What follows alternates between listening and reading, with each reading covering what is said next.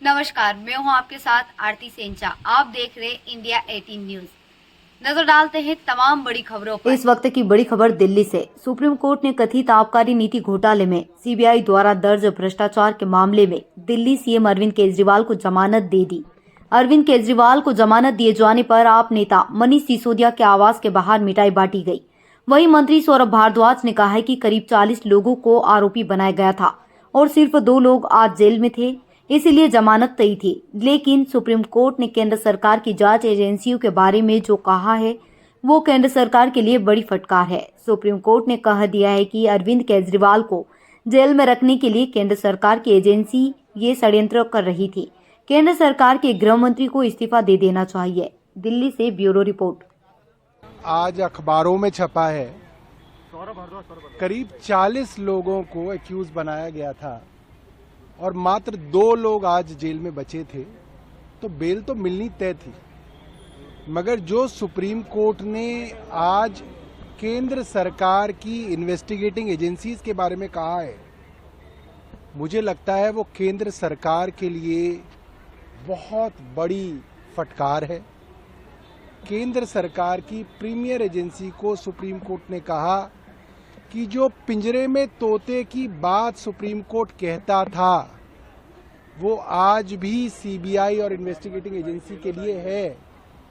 और ये बहुत ज़रूरी है कि ना सिर्फ सीबीआई इंडिपेंडेंट दिखे, इसका परसेप्शन हो कि ये इंडिपेंडेंट है। यानी कि कोर्ट ने कहा कि जिस बदमाशी से, छल कपट से सीबीआई ने देखा कि क्योंकि अरविंद केजरीवाल जी को बेल निचली अदालत ने दे दी, रेगुलर बेल दे दी, तो भाग के 22 महीने तक जिसको गिरफ्तार नहीं किया उसको जाके झपट के गिरफ्तार किया। ये सुप्रीम कोर्ट ने कहा। सुप्रीम कोर्ट ने कह दिया कि पूरी की पूरी केंद्र सरकार की इन्वेस्टिगेटिंग एजेंसी अरविंद केजरीवाल को जेल में रखने के लिए ये सारे षड्यंत्र कर रही थी। ये बात सुप्रीम कोर्ट की बेंच कह रही है। सुप्रीम कोर्ट की बेंच ने यहां तक कह दिया कि क्यों मुख्यमंत्री के ऊपर ये कंडीशंस लगाई गई हैं कि वो सचिवालय नहीं जा सकते, फाइलें साइन नहीं कर सकते, मेरी समझ के बाहर है।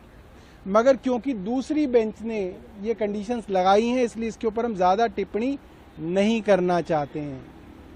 सुप्रीम कोर्ट की आज का ये जो फैसला है, मुझे लगता है कि केंद्र सरकार के अंदर आज अगर थोड़ी सी भी गैरत हो तो केंद्र सरकार के गृह मंत्री को इस्तीफा दे देना चाहिए। गृह मंत्रालय के अधीन सीबीआई आती है। कोर्ट ने साफ तौर पे कह दिया कि देश की प्रीमियर एजेंसी बदले की भावना से, कपट छल से काम कर रही है। मुझे लगता है गृह मंत्री को एक दिन भी अपनी सीट पे रहने का हक खत्म हो गया है।